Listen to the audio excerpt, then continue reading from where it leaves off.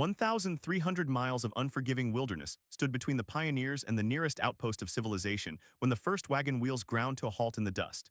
It was July 24, 1847, and the heat rising off the valley floor distorted the air into shimmering waves of mirage that promised water but delivered only salt. The silence of the Great Basin was broken by the heavy panting of oxen that had dragged families across the continental divide. This was not a paradise.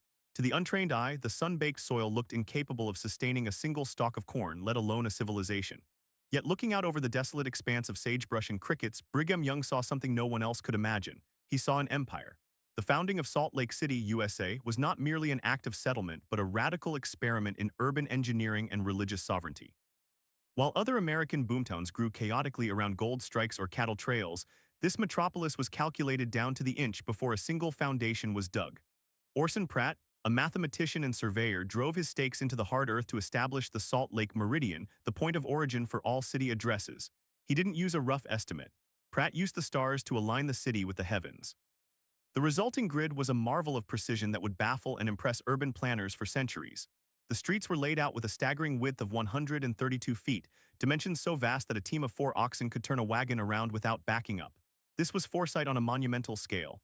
The survival of the early settlers hinged on their ability to manipulate the scarce resources of this arid landscape. They did not wait for rain. Instead, they immediately dammed City Creek, diverting its glacial runoff into a network of hand-dug ditches that spread like veins across the parched soil. It was the first time Anglo-Saxons had successfully practiced extensive irrigation in North America, turning the dusty gray valley into a patchwork of green. But nature did not surrender easily. In 1848, clouds of black crickets descended on the fledgling crops, threatening to starve the colony into extinction before it had celebrated its first anniversary. The arrival of thousands of seagulls to devour the pests is often retold as a miracle, but the true salvation was the relentless, backbreaking labor of the settlers who fought for every bushel of wheat. They were digging in. As the city took root, the ambition of its leaders shifted from mere survival to architectural dominance.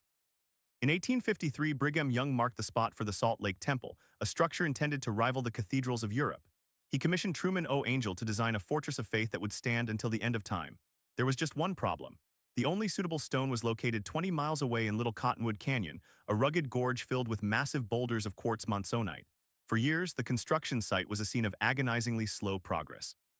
Masons chiseled giant granite blocks by hand, and ox teams struggled for days to haul a single stone across the valley.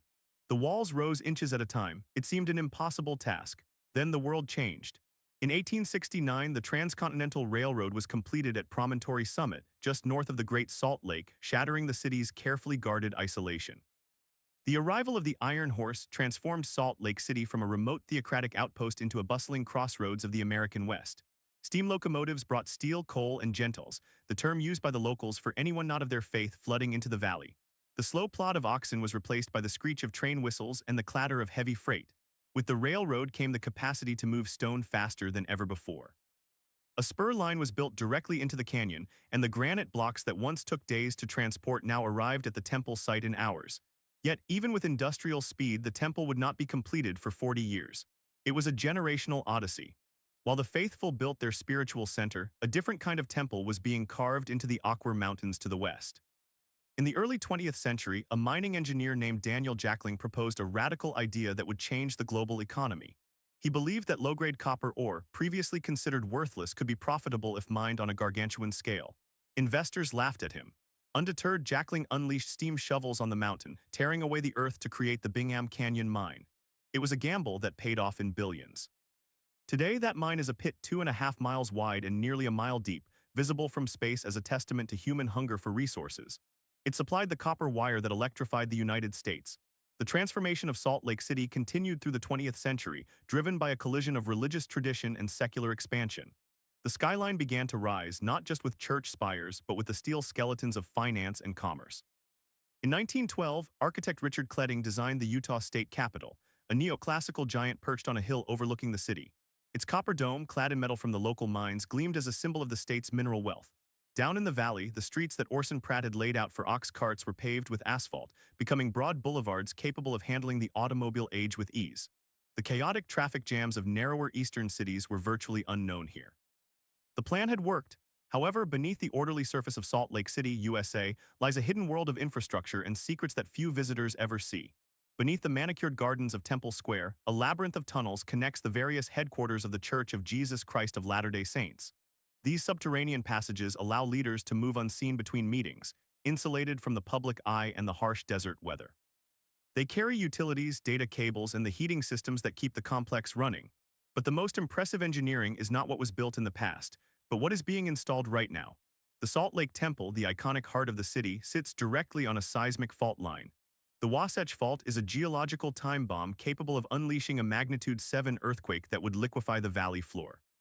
To prevent catastrophe, engineers are currently undertaking one of the most complex historic preservation projects in the world. They have severed the massive granite foundation of the temple from the earth. The entire structure, weighing millions of tons, is being placed on 98 base isolators, giant steel and rubber pucks that will allow the ground to shake violently while the building remains stationary. It is a feat of modern engineering that rivals the original construction. Visualizing this requires imagining Salt Lake City construction cranes hovering over a building that is essentially floating on a suspension system. The hidden layers of the city also extend to its commercial heart. In a move that stunned urban economists, the church invested an estimated $2 billion to revitalize the downtown core with the City Creek Center. This is not a typical mall. It features a fully retractable glass roof that slides open in good weather and seals shut against the winter snow. A recreation of the original City Creek, complete with live trout, winds through the pedestrian walkways, blurring the line between nature and commerce. This project reversed the urban decay that plagues so many American downtowns, creating a pristine, if somewhat controlled, urban environment. It is a masterclass in privately funded urban renewal. As the city marches into the 21st century, it faces challenges that Brigham Young could never have predicted. The modern metropolis is no longer just a religious hub. It is a booming tech capital known as Silicon Slopes. Glass-walled office parks in the southern suburbs house giants like Adobe and Oracle, drawing a young, diverse population that is shifting the city's demographics. The Salt Lake City International Airport recently underwent a $4 billion redevelopment, transforming it into a major global hub with soaring canyons of faux red rock and art installations that mimic the landscape. The economy is roaring, but this growth comes with a terrifying environmental cost. The Great Salt Lake, the city's namesake and ancient anchor, is dying. Decades of water diversion for farming and residential use have drained the lake to historic lows, exposing hundreds of square miles of dry lakebed. This is not just a loss of scenery. The sediment at the bottom of the lake is laced with arsenic and heavy metals, the toxic legacy of industrial runoff. When the wind blows,